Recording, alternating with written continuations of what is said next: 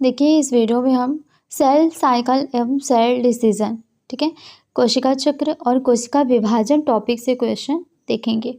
ठीक है, क्वेश्चन देखिए आया ही हुआ है, यहाँ पर 2021 में पूछा गया है। आगे भी देखेंगे कौन कौन से ईयर में ये पूछा जा चुका है। तो वीडियो को आप लोग लास्ट तक मेरे साथ ज़रूर यहाँ पर देखिएगा, और वीडियो आपको पसंद आता है तो वीडियो को ज़रूर लाइक किया कीजिए। ठीक है, और शेयर का भी ऑप्शन तो है ही, तो आप लोग शेयर भी किया कीजिए। चलिए स्टार्ट कर लेते हैं। ठीक है, स्टार्ट करते हैं। निम्नलिखित में से अर्धसूत्री विभाजन की किस अवस्था में गुणसूत्र बिंदु का विभाजन होता है?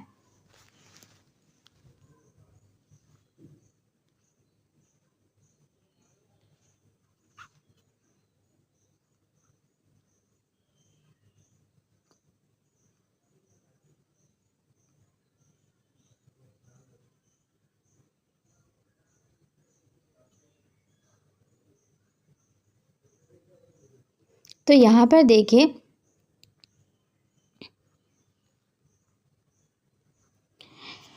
आंसर उसका हो जाएगा।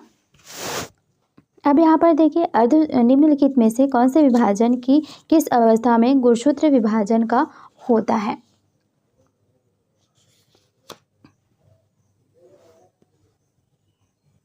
तो यहाँ पर देखिए पश्चावस्था 2 में प्रत्येक गुणसूत्र के गुणसूत्र बिंदु का विभाजन होता है, और इससे जुड़े संतति अर्ध गुणसूत्र काइनेटोकोर से जुड़ी हुई सूक्ष्म नलिकाओं के छोटा होने से कोशिका के विपरीत ध्रुवों की ओर यहाँ पर चले जाते हैं। तो कौन सा हो जाएगा? ऑप्शन बी हो जाएगा।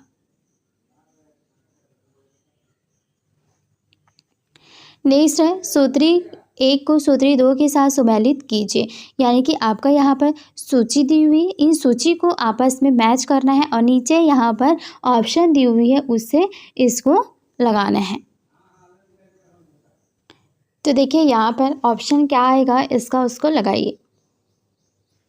चलिए अगर हम देखें तो यहाँ पर एस अवस्था कब आती है कि जब डीएनए का प्रतिकृतिकरण होता है ना, तब ये होती है एस अवस्था में। नेक्स्ट है G2 अवस्था। G2 अवस्था क्या होती है? ये होती है प्रोटीनों का संश्लेषण होता है इस अवस्था में। ठीक है, शांत अवस्था में निष्क्रिय अवस्था, शांत और निष्क्रिय दोनों एक दूसरे से रिलेटेड है। फिर आती है जीवन अवस्था क्या होता है? इस अवस्था में सूत्र विभाजन और डीएनए प्रतिकृतिकरण के लिए प्रारंभ होने के बीच का जो अंतराल है वो होता है। ठीक है, चलिए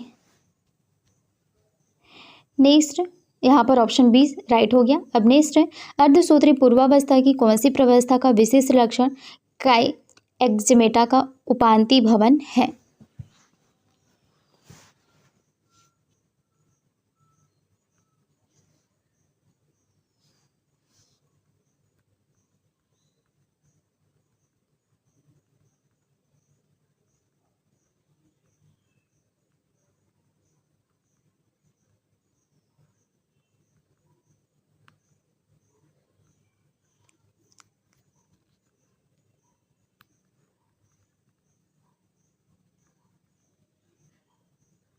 तो आंसर क्या हो जाएगा?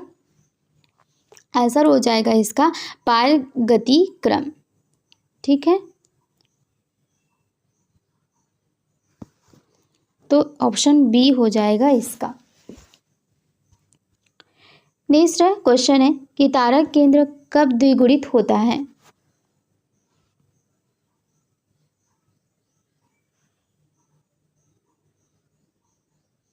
जो तारक केंद्र होता है कब ये द्विगुणित होता है? तो देखिए यहाँ पर तारक केंद्र का एस अवस्था के दौरान प्रतिकरण होता है। यह मध्यावस्था के दौरान गुणसूत्र पृथक्करण के लिए आवश्यक तर्कु तंतु के निर्माण के लिए महत्वपूर्ण कार्य ये करता है। तो यहाँ पर हो जाएगा आपका कौन सा? एस प्रवस्था, ऑप्शन डी। देखिए ये भी 2021 में आया हुआ क्वेश्चन है। नेक्स्ट क्वेश्चन है फल मक्खी की प्रत्येक कोशिका में 8 गुणसूत्र को कैसे डिनोट किया? 2n होते हैं।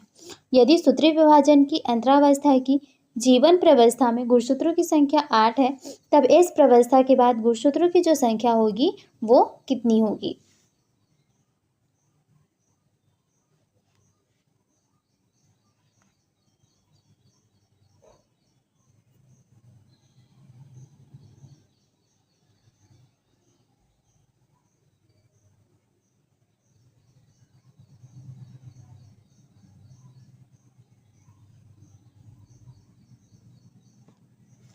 तो यहाँ पर देखिए, इस प्रवस्था की बात करें तो इस प्रवस्था में गुणसूत्रों की संख्या कितनी हो जाएगी?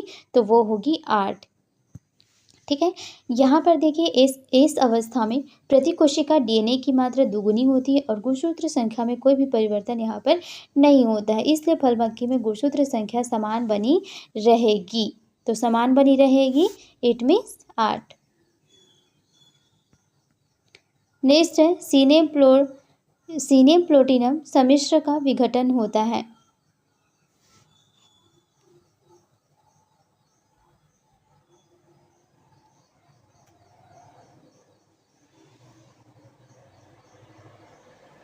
तो यहाँ पर देखिए, सिनेप्टोनिमल सम्मिश्र का विघटन होता है। ये है अर्धसूत्रीय विभाजन, एक की पूर्वावस्था, एक की द्विपिट के प्रारंभ में सिनेप्टोनिमल सम्मिश्र का गठन होता है। तो कौन सा इसका आंसर हो जाएगा? इस क्वेश्चन का आंसर हो जाएगा द्विपट के दौरान।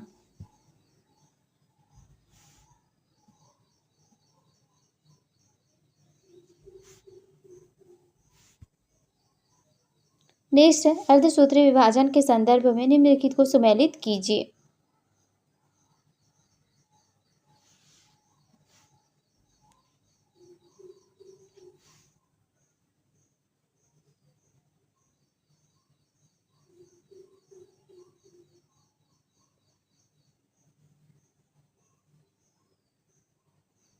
अर्धसूत्रीय विभाजन के संदर्भ में यहाँ पर मैच करना है।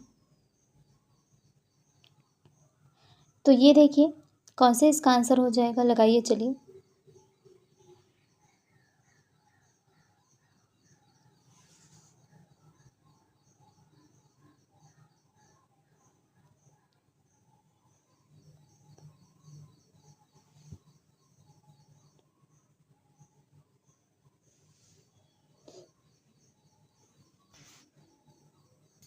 तो देखिए, इस क्वेश्चन का जो आंसर हो जाएगा वो कौन सा होगा?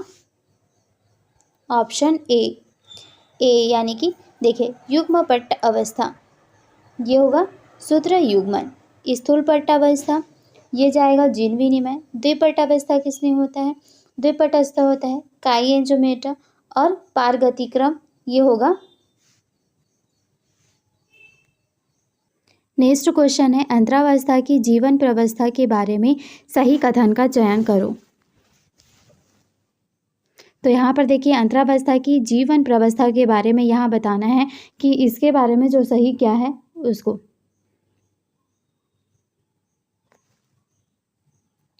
तो यहाँ पर देखिए, ऑप्शन क्या हो जाएगा? ऑप्शन बी इस क्वेश्चन का राइट आंसर हो जाएगा कि कोशिका जो होती है उपपचयी सक्रिय होती है, वृद्धि करती है, लेकिन डीएनए की प्रतिकृति नहीं करती है। ठीक है। नेक्स्ट है, कुछ विभाजित हो रही कोशिकाएं कोशिका चक्रण से बाहर निकल जाती है और कायिक निष्क्रियता अवस्था में प्रवेश कर जाती है। इसे शांत अवस्था कहा जाता है। और यह प्रक्रिया किसके अंत में होती है? तो यह शांत अवस्था जो होती है किसके अंत में होती है?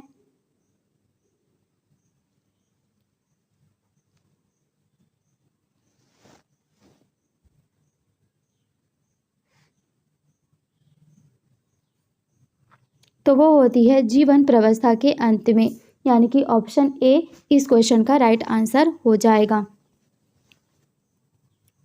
नेक्स्ट है, G0 प्रवस्था में कोशिकाएं होती है, यानी कि G0 प्रवस्था में जो कोशिकाएं होती है इसके बारे में आपको बताना है।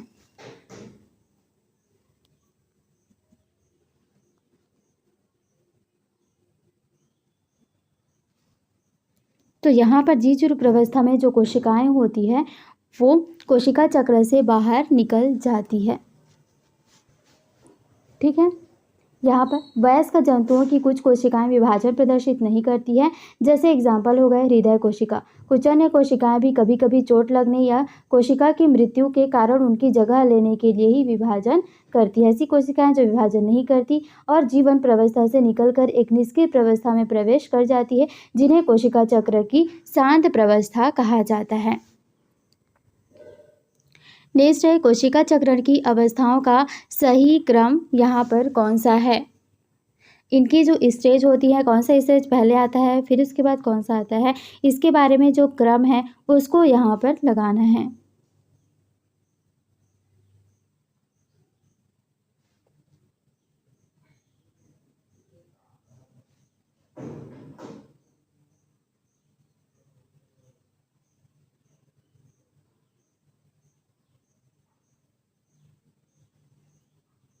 तो आंसर क्या हो जाएगा इस क्वेश्चन का?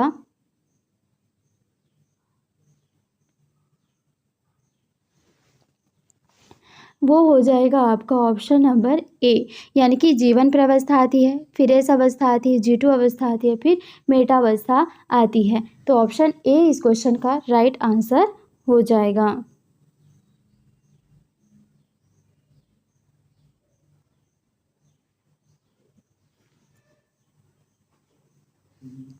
नेक्स्ट क्वेश्चन है, देखिए यहाँ पर युग्मित समजात गुणसूत्रों का पृथक्करण किस प्रवस्था में आरंभ होता है?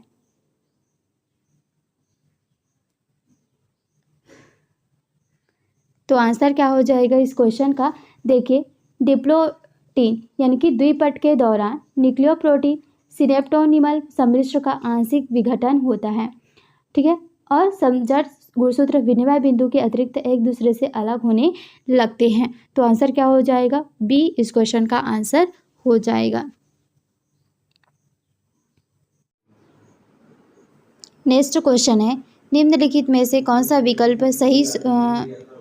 विकल्प है जो कि सूत्रीय विभाजन के दौरान होने वाली घटनाओं का सही अनुक्रम दर्शाता है?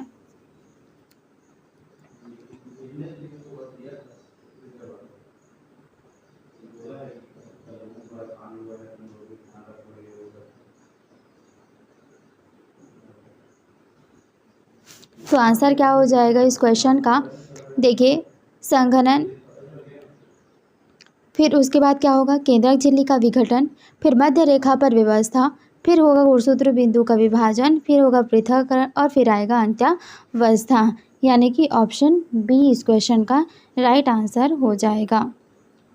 नेक्स्ट है एनाफेज प्रोमोटिंग कॉम्प्लेक्स जंतु कोशिका में समसूत्र विभाजन के सुचारू रूप से होने के लिए आवश्यक प्रोटीन डिग्रेडेशन मशीनरी है। यदि मानव कोशिका में एपीसी त्रुटिपूर्ण है तो निम्न में से क्या घटित होगा?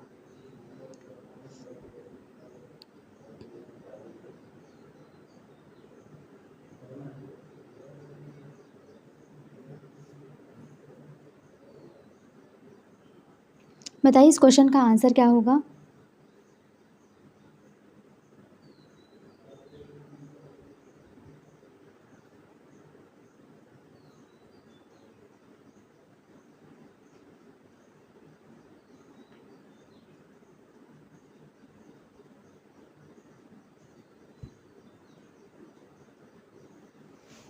तो इस क्वेश्चन का आंसर हो जाएगा यहाँ पर गुणसूत्र पृथक नहीं होंगे, ठीक है।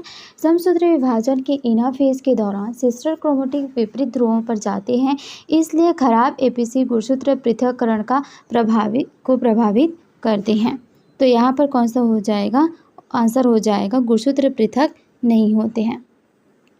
नेक्स्ट क्वेश्चन है, नेक्स्ट है यहाँ पर कोशिका वृद्धि के दौरान डीएनए का संश्लेषण किस प्रवस्था में होता है? तो जो कोशिका वृद्धि होती है उस दौरान में जो डीएनए होता है इसका संश्लेषण कौन सी प्रवस्था में होता है?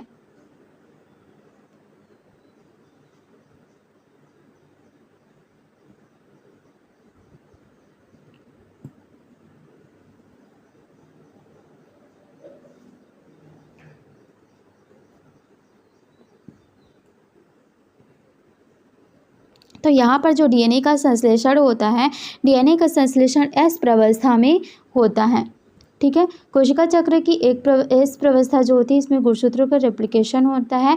डीएनए अणु एक टेम्पलेट की तरह काम करता है और कार्बन कॉपी का निर्माण ये करता है। ठीक है, तो इस प्रवस्था हो गया ऑप्शन सी।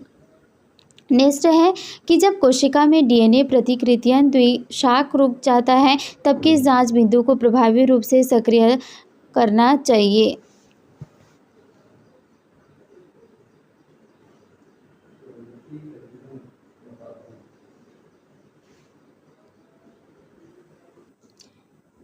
नेक्स्ट है यहाँ पर, तो आंसर क्या हो जाएगा?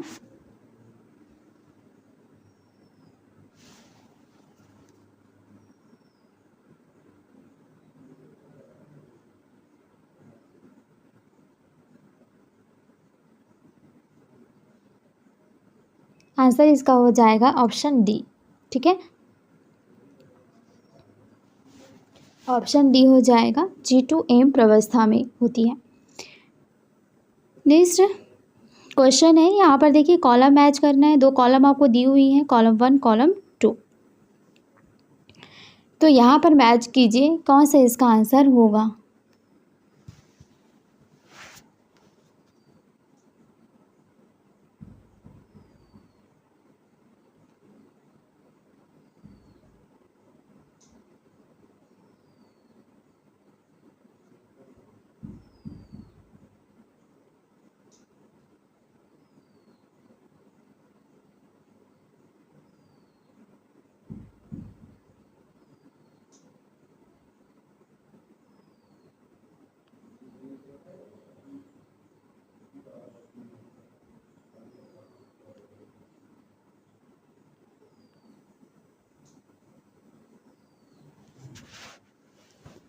तो देखिए इस क्वेश्चन का जो आंसर होगा, आंसर हो जाएगा ऑप्शन सी।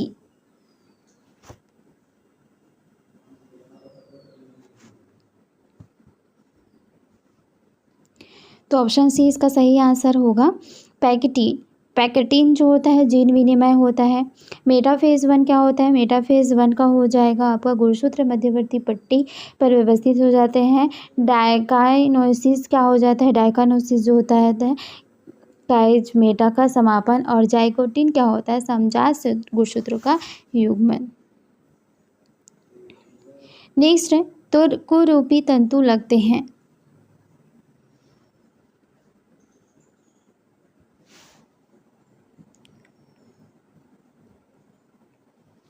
तो यहाँ पर देखिए तर्कुरूपी तंतु लगते हैं।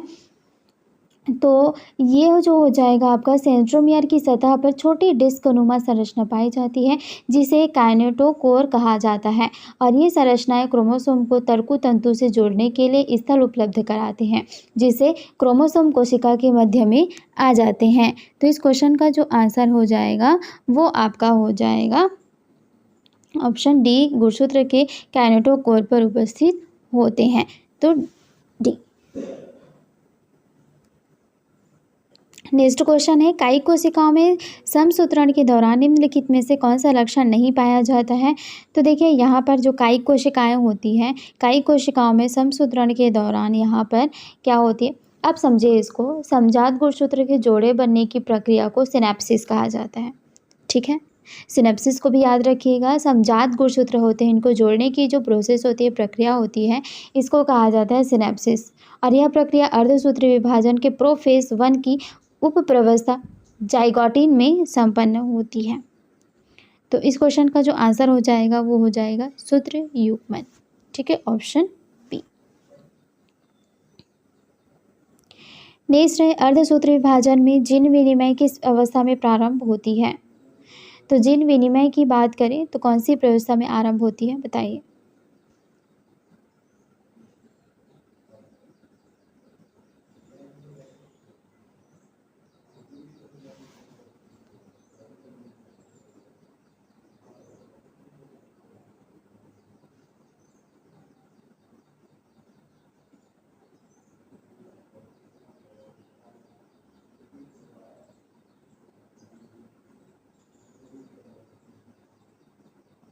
तो आंसर इसका क्या हो जाएगा, जिन विनिमय एक प्रक्रिया है जिसमें समजात गुणसूत्र के असंतति अर्ध गुणसूत्रों के बीच में आनुवांशिक पदार्थों का आदान प्रदान ये करते हैं और यह अर्धसूत्रीय विभाजन की पैकेटिंग अवस्था में प्रारंभ होती है।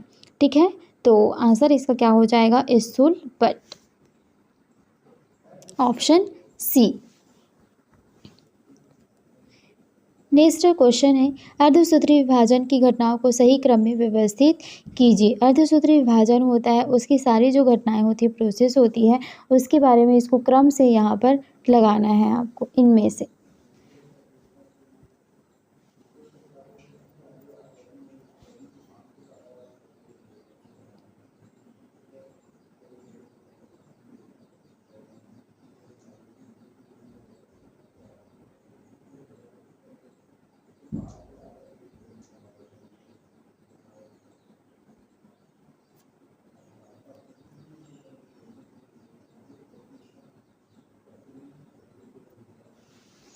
तो यहाँ पर देखिए आंसर क्या हो जाएगा, यहाँ पर सबसे पहले देखिए अर्धसूत्रीय विभाजन की प्रोफेस 1 को 5 उप अवस्था में यहाँ पर बांटा गया है।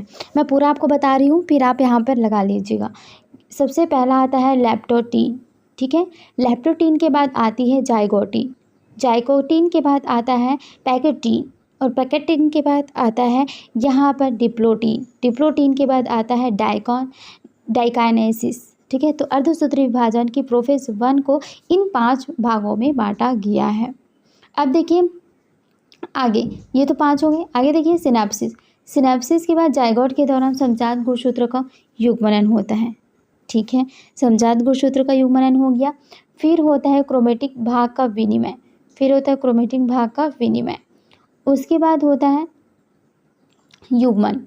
ठीक है, तो जीन विनिमय, क्रोमेटिक भाग का विनिमय, पैकेटिन के दौरान कोएजमेटा का अंत और गुणसूत्र के अंतिम भाग पर कोएजमेटा का प्रस्थान तथा केंद्रिका का गायब होना, डायग्नोसिस अवस्था को प्रदर्शित करना, ये सभी होते हैं। तो अब इसमें देखिए कहाँ, तो इसका आंसर हो जाएगा सिनेप्सिस सबसे पहले बनेगा, फिर उसके बाद जीन विनिमय मैंने आपको बताया, फिर कोएजेंटा का यहाँ पर अंत बताया, फिर केंद्रिका का अदृश्य होना। तो ये इसका ऑप्शन ए हो जाएगा इस क्वेश्चन का आंसर, ये इसका क्रम होता है और 5 प्रवस्था मैंने आपको बता दिया है। चलिए नेक्स्ट है, कोशिका चक्र के एस प्रवस्था में क्या होता है।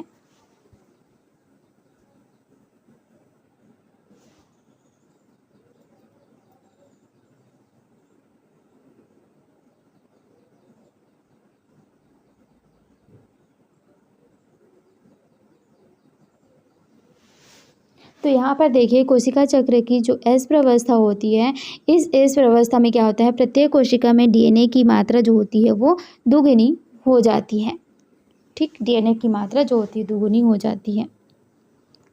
नेक्स्ट है, यदि डीएनए की प्रारंभिक मात्रा 2C हो तो कोशिका चक्र की किस प्रवस्था में कोशिका में डीएनए की मात्रा 4C स्तर पर रहती है।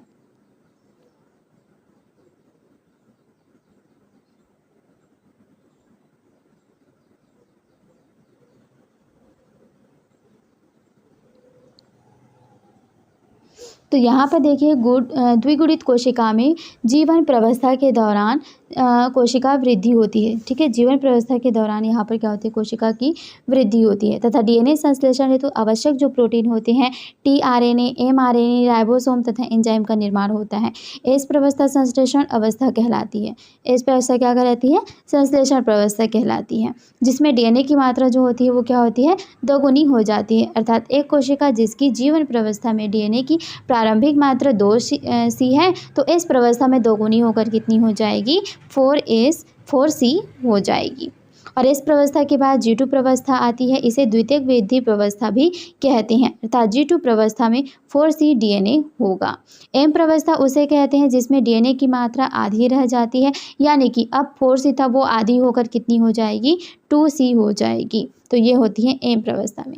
अब यहाँ पर क्वेश्चन आपको पूछा गया है कि प्रारंभिक मात्रा में 2C हो तो कोशिका चक्र की किस अवस्था में कोशिका में डीएनए की मात्रा 4C स्तर पर हो जाती है। तो 4C स्तर पर कौन सी अवस्था में होगी, तो ये होगी G2 अवस्था में। ठीक है,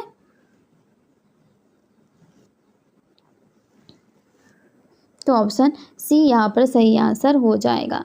चलिए नेक्स्ट है, रिकॉम्बिनेज एंजाइम अर्धसूत्री विभाजन की किस अवस्था में आवश्यक है?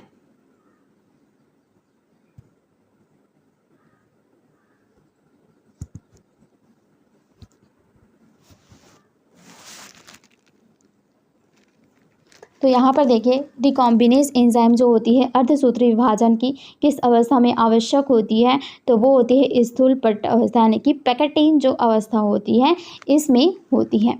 तो युग्मक का जो निर्माण होता है इसके दौरान प्रोफेज 1 की पैकेटिन अवस्था के दौरान रिकॉम्बिनेज एंजाइम भाग लेते हैं। इस अवस्था का लक्षण रिकॉम्बिनेशन नोड्यूल, ऐसा स्थान जहाँ की समजात गुणसूत्रों के नॉन सिस्टर क्रोमेटिन के मध्य जीन विनिमय होता है। नेक्स्ट है, सूत्र युग्मी समजात गुणसूत्र के युग्म द्वारा बनाए गए सम्मिश्र को क्या कहा जाता है?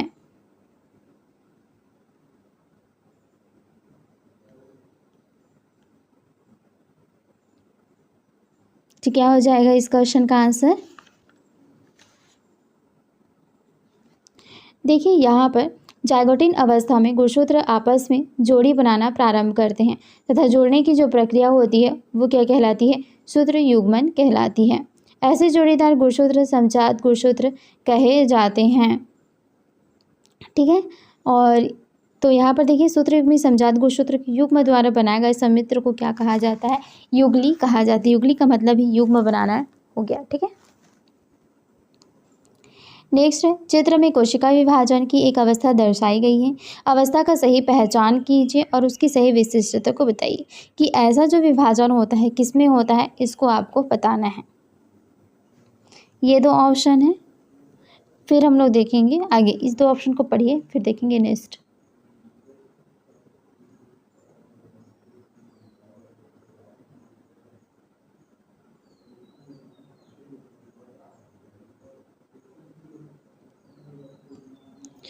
फिर ये है दो ऑप्शन नेक्स्ट।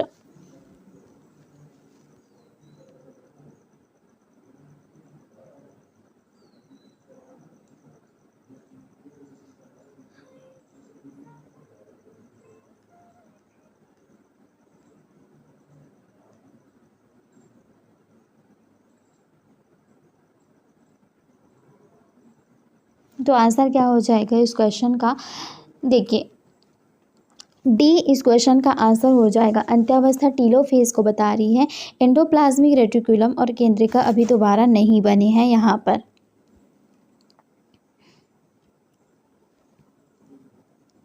अब देखिए प्रश्न में दिया गया है, ये जो चित्र है वो किसका है? समसूत्री विभाजन की एक अवस्था को बता रहा है जिसे टीलोफेज कहा जाता है।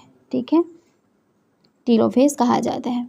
और ये यहाँ पर अकेला गुणसूत्र नहीं दिखाता। क्रोमेटिन पदार्थ एक पिंड के रूप में दोनों ध्रुवों पर एकत्रित हो जाते हैं। दोनों ध्रुवों पर दिख रहे हैं आपको। यह अवस्था है जो कि महत्वपूर्ण घटना को दिखाती है। क्रोमोसोम या गुणसूत्र का झुंड विरोधी तुर्क ध्रुवों पर होता है और उनकी पहचान एक पृथक तत्वों के रूप में समाप्त हो जाती है। गुणसूत्र के झुंड के आसपास नाभिकीय भित्ति बनने लगती है। केंद्रिका, गोल्गी कॉम्प्लेक्स तथा एंडोप्लाज्मिक रेटिकुलम यहाँ पर में संशोधन होता है। नेक्स्ट है, यहाँ पर भी आपको एक डायग्राम दिख रहा होगा। इस डायग्राम को देखिए और आंसर लगाइए।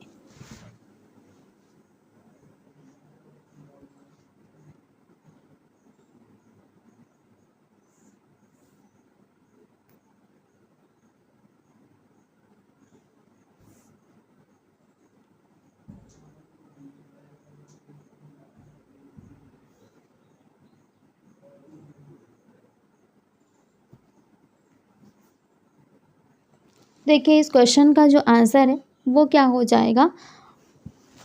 ऑप्शन ए मियोसिस को बता रहा है। अर्धसूत्रण के दौरान पूर्वावस्था 1 की ये स्टेज को बता रहे हैं, यानी कि ऑप्शन ए इस क्वेश्चन का आंसर हो जाएगा।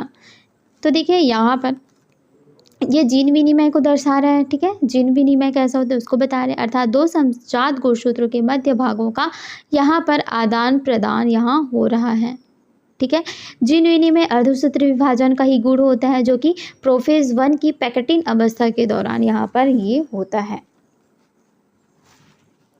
चलिए नेक्स्ट क्वेश्चन है, युग्मक बनाने के दौरान रिकॉम्बिनेज एंजाइम किस अवस्था में भाग लेता है?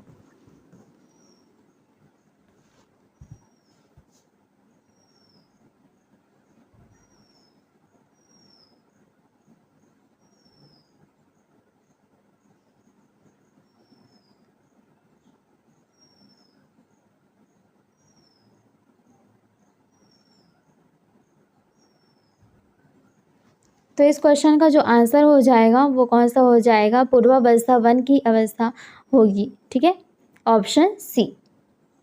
नेक्स्ट क्वेश्चन है, वह कौन सी अर्धसूत्रण अवस्था है जिसमें समजात क्रोमोसोम एक दूसरे से पृथक हो जाते हैं जबकि संतति क्रोमेटिड जो होते हैं अपने गुणसूत्र बिंदुओं से जुड़े हुए रहते हैं।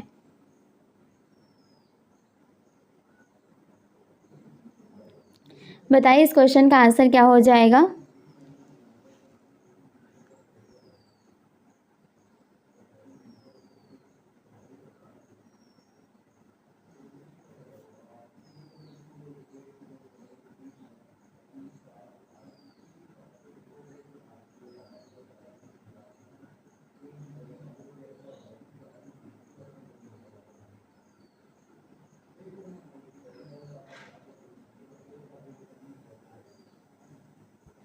तो इस क्वेश्चन का जो आंसर होगा वो कौन सा हो जाएगा, ऑप्शन डी, पश्चावस्था 1।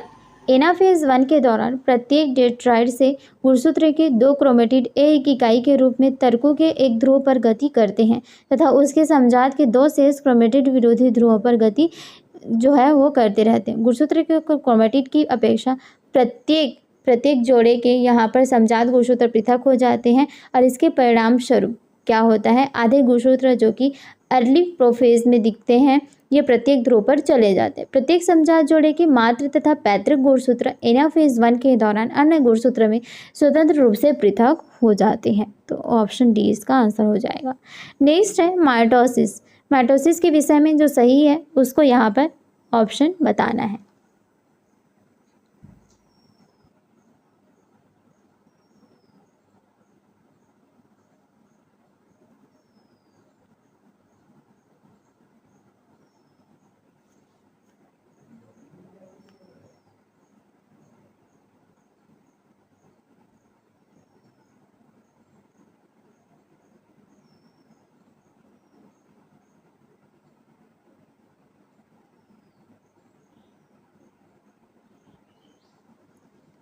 तो इस क्वेश्चन का जो आंसर है वो क्या हो जाएगा, मेटाफेज पर देखिए गुणसूत्र की समतल पंक्ति मेटाफेज प्लेट कहलाती है। मेटाफेज के मुख्य लक्षण है गुणसूत्र के काइनेटोकोर तर्कु तंतु से जुड़े होते हैं। दूसरा है गुणसूत्र तर्कु मध्य की ओर गति कर तथा दोनों ध्रुवों पर तंतुओं के माध्यम से मेटाफेज के प्लेट के साथ साथ पंक्ति में हो जाती हैं। तो इसमें से कौन सा यहाँ पर दिख रहा है, ये है ऑप्शन डी।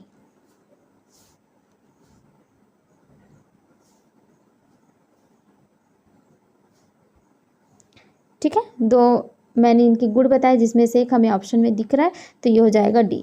नेक्स्ट है मध्यावस्था में गुणसूत्र किसके द्वारा तर्कु तंतु से जुड़ते हैं।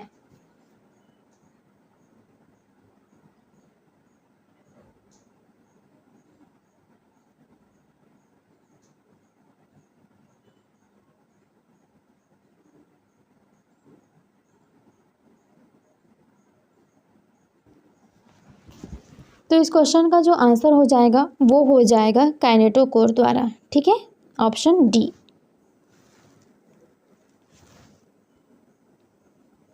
नेक्स्ट क्वेश्चन देखिए, ए और बी 2 डायग्राम दिए हुए हैं। इन डायग्रामों को आप देखिए और यहाँ से आंसर लगाइए।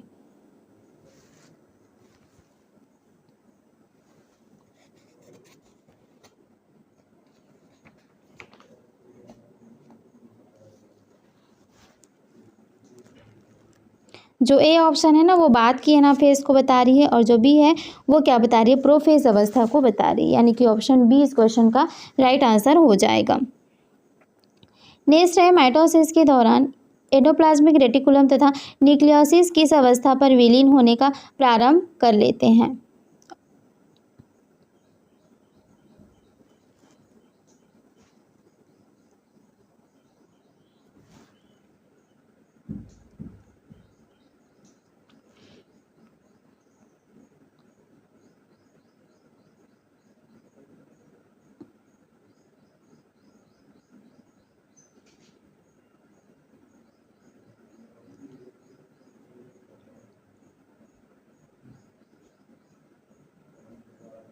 तो इस क्वेश्चन का जो आंसर हो जाएगा वो कौन सी हो जाएगी, ऑप्शन सी।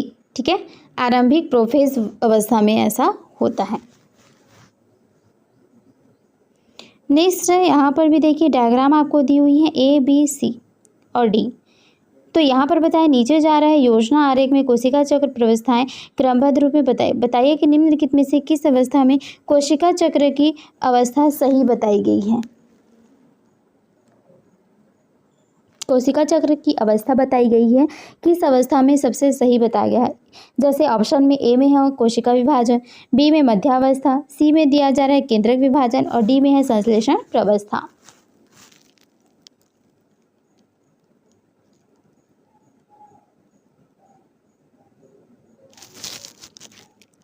तो यहाँ पर जो सही है वो कौन सा बता रहा है, संश्लेषण प्रवस्था को। ठीक है, कोशिका चक्र में दो मुख्य अवस्थाएं होती है, अंतरावस्था तथा समसूत्र प्रवस्था। अंतरावस्था 3 अवस्थाओं में विभाजित होती हैं, G1 S तथा G2 G1, ये 3 अवस्था हो गई। अब यहाँ पर प्रथम जो होती है वृद्धि अवस्था होती है, S जो होती है संश्लेषणात्मक प्रवस्था होती है तथा G2 जो होती है द्वितीयक वृद्धि प्रवस्था होती है। नेक्स्ट है सिनेप्सिस किनके बीच में होता है।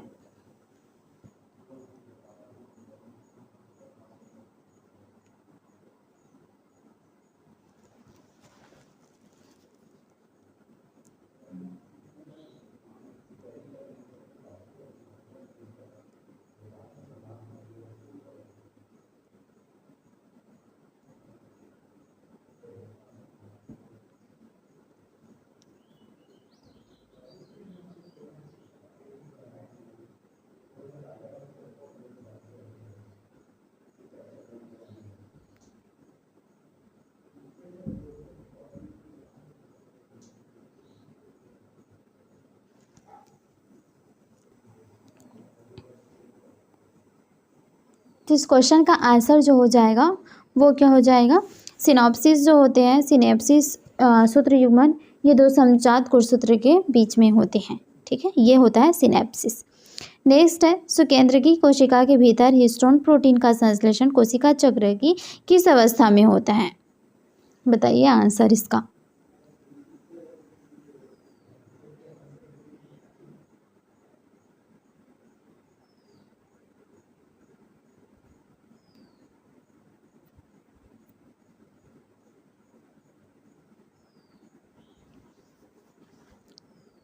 तो आंसर इसका क्या हो जाएगा, ये हो जाएगा एस प्रवस्था के दौरान। ठीक है, ऑप्शन बी।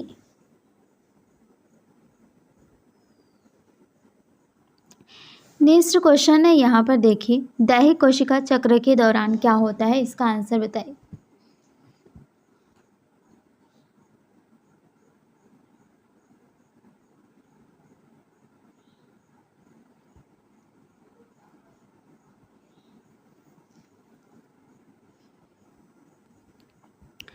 तो दैहिक कोशिका चक्र के दौरान क्या होता है, यहाँ पर डीएनए प्रतिकृति इस प्रवस्था में होती है।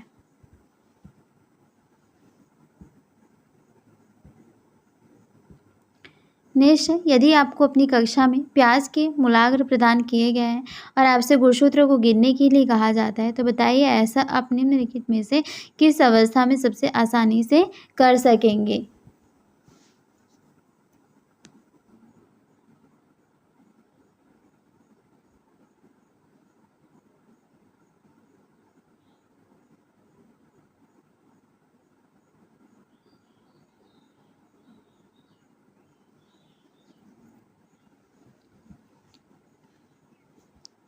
तो आंसर इसका क्या हो जाएगा, ये हो जाएगा मध्यावस्था। ठीक है, चलिए नेक्स्ट क्वेश्चन है, कोशिका चक्र की एम प्रवस्था के दौरान केंद्रक आवरण के पुनर्निर्माण से पहले निम्नलिखित में से क्या होता है।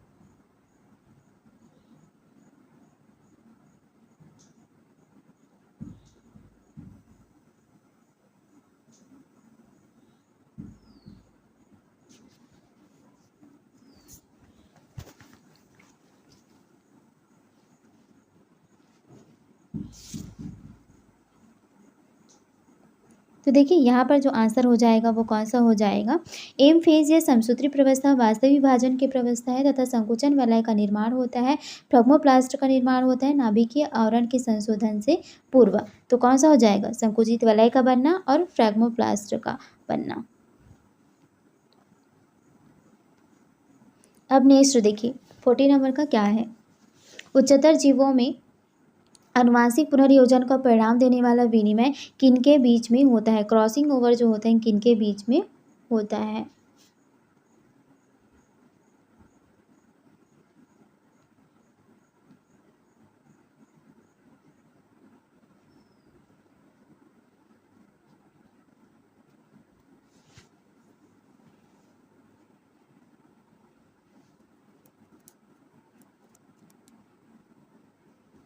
तो उच्चतर जीवों में अनुवांशिक पुनर्योजन को परिणाम देने वाला विनिमय किनके बीच में देखने को मिलता है, तो ये हो जाएगा युगली के गैर साइक्रोमेटिडों के मध्य देखने को मिलता है, ऑप्शन ए।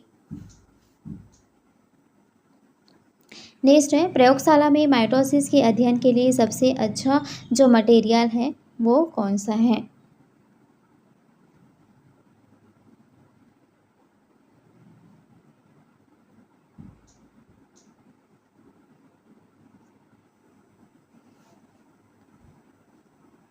तो आंसर इसका क्या हो जाएगा, देखिए प्रयोगशाला में माइटोसिस के अध्ययन के लिए सबसे जो अच्छा मटेरियल है वो क्या है, वो है मूल शीर्ष। ठीक है, समसूत्री विभाजन कई कोशिकाओं के साथ साथ जनन ग्रंथि की जर्म कोशिकाओं में भी होता है। पादप में समसूत्री मूलाग्र या शूट वर्ष यानी कि शूट वर्ष को क्या कहा जाता है, विभाज्योतक। ये मेरिस्मेटिक कोशिकाओं में पाया जाता है और ये कोशिकाएं तेज दर से विभाजित होती हैं, इसलिए मूलाग्र सक्रिय कोशिका विभाजन को दिखाता है और इसका उपयोग जो होता है प्रयोगशाला में समसूत्री के अध्ययन हेतु किया जाता है। अर्धसूत्री के अध्ययन हेतु पराग कोशों का उपयोग किया जाता है।